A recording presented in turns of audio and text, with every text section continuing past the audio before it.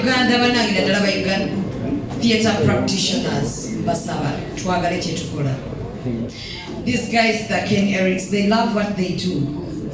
They love theatre, they love the film industry, they love their talent. Uganda. Anti awambadde mpa information gyali. Njanga kubalaga nti oluzungu nina muko.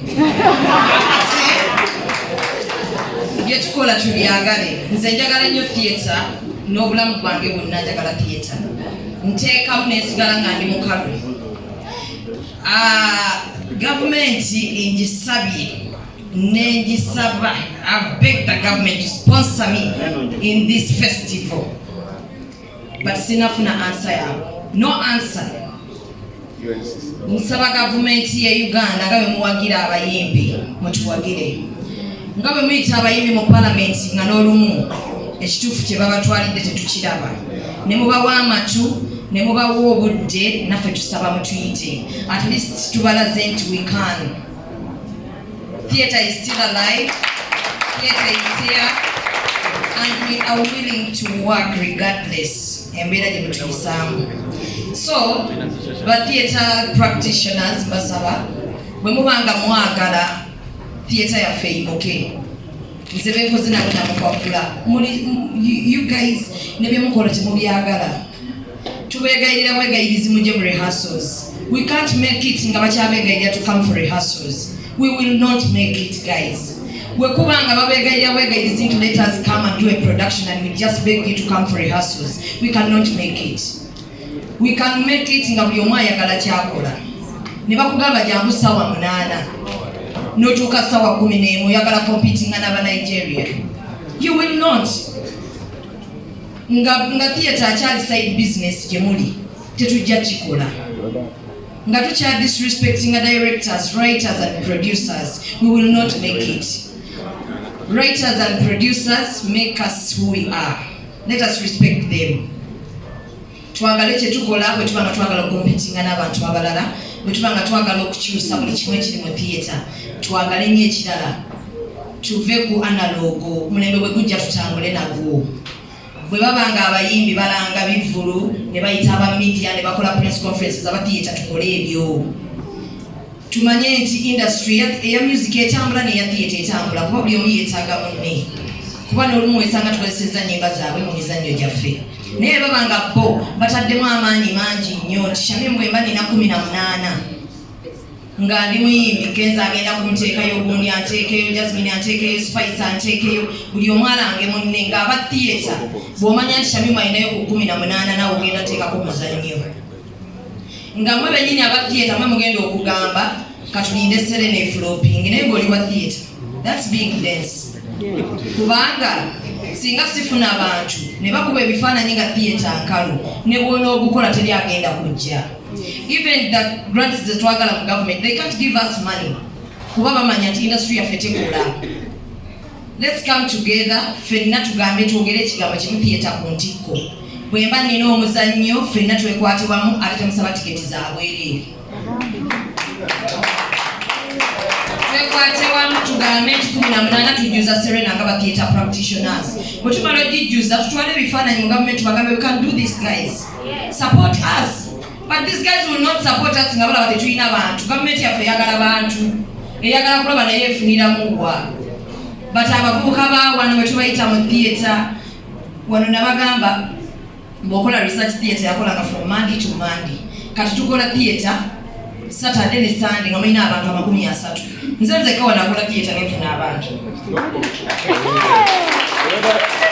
Yes, I'm the only person who can stage a play and I get the full audience. I think I was a student who went on and theatre lovers are expensive. Theatre lovers, batula ne balowooza.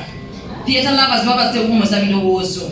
So they can pay 50,000, they can pay 100K. Singa naffe baba sasudde 10, tubawe ekyo kye basasulidde.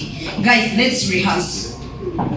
Tukole stories entuufu. Muleme kuva eri mu byalo olw'okuba you have passion for talent. Okwata akapapula kowandiike ojje ku National Theatre bakwe stage. Nsaba aba UNCC omuntu bw'aba aleese script tugitunulemu. Bano be basinza otugobera abantu mu theatre.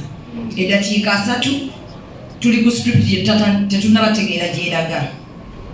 So if we want to make it in tugambe nti industry yaffe eri waggulu, buli omu tugoberera amateeka ga theatre, ne audience yaffe tugiyigirize amateeka ga theatre, naye nga naffe tumaze okugategeera. Bwe baba nga bakyakuba anthem ng'omuzanyo gogenda tutandika, actor n'osigala ng'otudde tonnamanya ki ky'oyagala. Bwe baba nga omuzanyo guba gukyagenda mu maaso n'oteekako TikTok n'olaba nga n'omuzanyo gugenda mu maaso nga naawe oli actor, mukwano ddayo ewammwe, mukola ki mu theatre? Mututidde theatre tunoonya abantu bajje tubaleeta bye mubagoba. So bwe tuba nga twagala mindset yaffe ekyuke, tugambe nti industry gye tulimu ekola ssente, tubyagale ate tubiteekemu. Gavumenti tugirageko nti nno tusobola okuteekamu batusange ku mugendo. Tujja teekamu bwe tunaba tugwa mabanja munaagasasula nga tufudde. Kuba kyemmanyi wemba nina amabanja kati singa abantu bala ne bansiba genocide misala ajja kujja asasule. Kuba olaba yawadde abasensifaya abakulu nafe ajja zituula. At least tugalazeeko tusobola okukola. Kimanyi ne President Museveni ayagala nnyo abavubuka okukola. Batuwe ku ssente. Tetuli bulungi bannange, ssente zonna tuzitaddemu. Embeera gye tulimu si nnungi, tusaba ku ssente nga ba theatre practitioners. Tusobole okuba nga twongerayo kuba abantu bangi nnyo abali wano. Tulina abavubuka bangi nnyo abatweyunzeko okuba nga ate tubakozesa, naye mukwano akasente we tugenda okajja tetulabawo. Omusolo mungi bwe tunaaba tunastaging like Serena 18% ku musolo. Bw'omala okusasula omusolo media council yatujjidde naye eyagala ssente zaayo, naye ekyewuunyisa we are paying the 170 for media council and the government is not facilitating for our plays, and you want me to pay the 170 for media council? Guys, let's be serious at once. At least you're not giving us anything and you want me to pay for media council again. I pay URA 18% per head agenda okuyingira mu Serena. Tubere realistic. At least abayimbi muzibasabe muzibawo ffe muzituwadde ne bwe tubawandiikira proposals zaffe. You have sent proposals to different offices here, but you've rejected our proposals. You dump them in your dustbins and you say you're not around. The following day mbalaba mu concerts nga muzina. That's not good.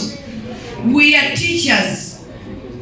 Tusomesa abannayuganda. Omuzannyo gwaffe guli ku domestic violence. Tewali wano muntu yenna asobola kutuuza muntu n'amusomesa domestic violence n'akyusa mind nga wa theatre. Kuba nze mukkakkanya nenjogera naye one on one, netwetunuulira nenjogera naye ne mukkakkanya n'akyusa mindset yabadde akuba omukazi n'akyuka. So bwe tuba nga tusobola okukola ekyo, nsaba mutuwulirize bwe tujja. Bwe tubasaba obuyambi, manyi ffe tetuba na hit aba theatre nti tugenda kujja nti yakubye kayimba nti hit yino tetuyina hit, wabula tuyina talent ate gye mwetaaga. Tubeetaaga, mutwetaaga. We need your support.